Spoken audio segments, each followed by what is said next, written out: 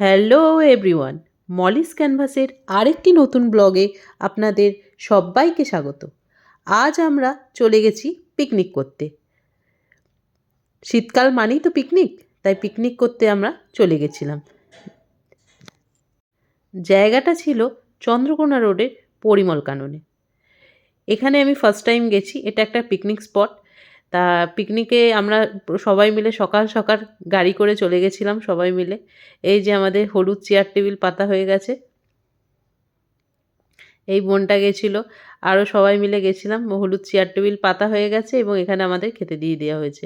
আর পিকনিকের প্রথম ব্রেকফাস্টের মেনুতে ছিল হচ্ছে মুড়ি, বেগনি, ছোলা আলু ছকা আর হচ্ছে লঙ্কা পেঁয়াজ।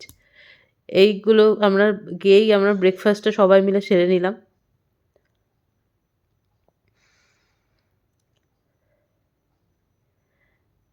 দিয়ে ব্রেকফাস্ট সেরে নিয়েই আমরা দেখলাম যে এখানে যে আমাদের যে রাঁধুনিরা ছিল ওনারা বসে পড়েছেন রান্না করতে সমস্ত কিছু। তা আমরাও কিছু কিছু ট্রাই করার চেষ্টা করছিলাম।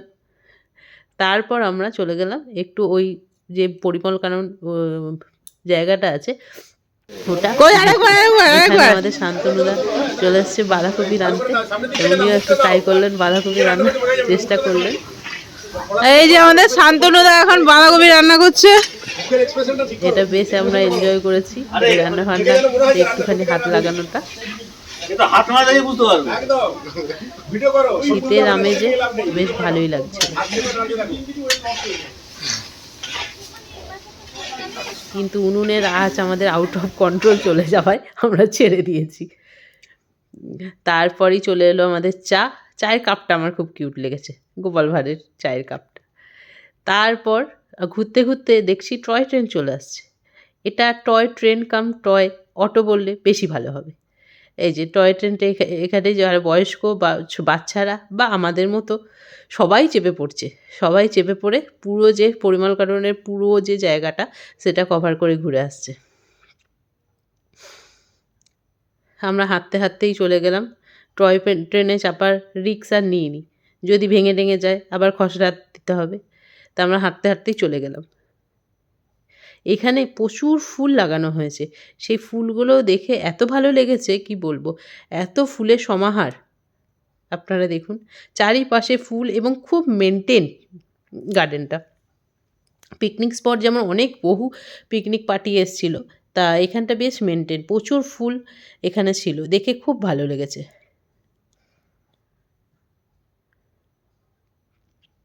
দেখুন চারিপাশে ফুলগুলো রাখা।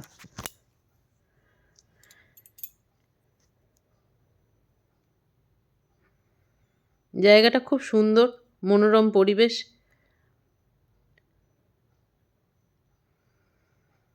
দেখুন ফুলগুলো কি দুর্দান্ত লাগছে, আর প্রত্যেকটা ফুলের মানে কালারগুলো হচ্ছে দুর্দান্ত।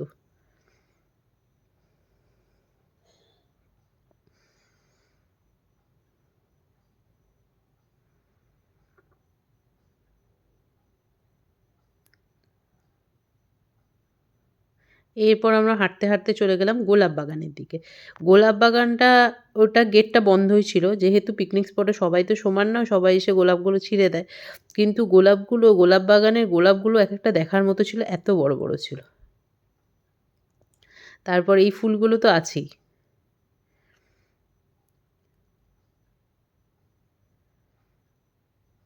তারপর আমরা দোলনা দেখে নিজেদেরকে আটকাতে না পেরে উঠে পড়লাম দোলনাতে।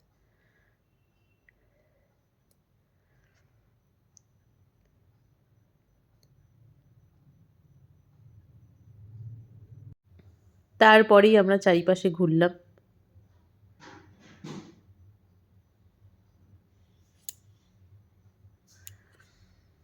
বেশ মজা হচ্ছিল।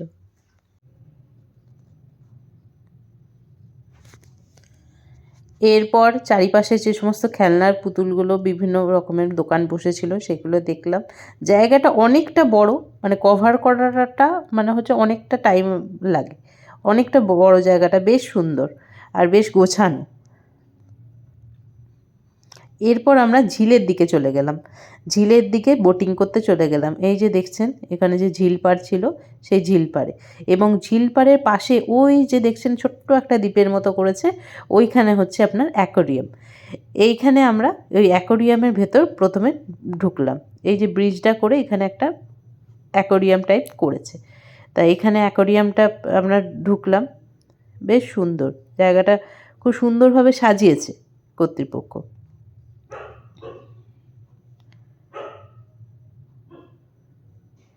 অ্যাকোরিয়ামের ভেতরেও সুন্দর সুন্দর অনেক মাছ দেখতে পেলাম, দেখে খুব ভালো লেগেছে, বেশ এনজয় করেছি।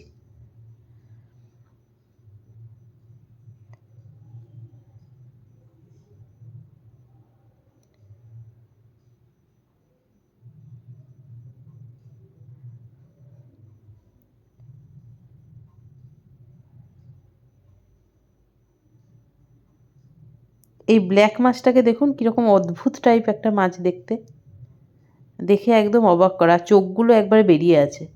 এটা দেখে আমার মানে কেমন লাগছিল, এরকম মাছ আমি আগে কখনো দেখিনি। তারপর আর একটা মাছ আছে, এই মাছটা, এই মাছটার মাথাটা দেখুন কীরকম একটা উপরে একটা ফুলে আছে, যেন মনে হচ্ছে মাছের মাথায় টিউমার হয়েছে। এটাও একটা অদ্ভুত রকমের। এই যে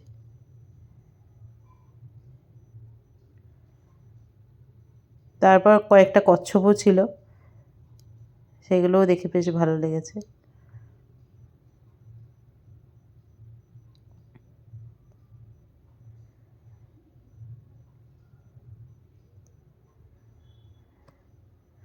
দেখুন কচ্ছপটা কিন্তু আমাদের দেখেও ভয় পাচ্ছে না, বেশ সাহসী।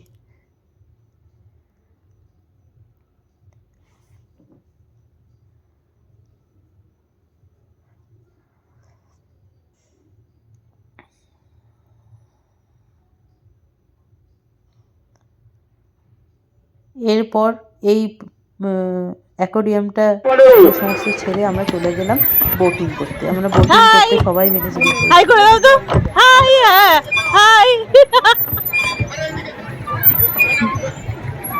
ওইদিকে যেতে বলছে, ওইদিকে করে যাবো। কোন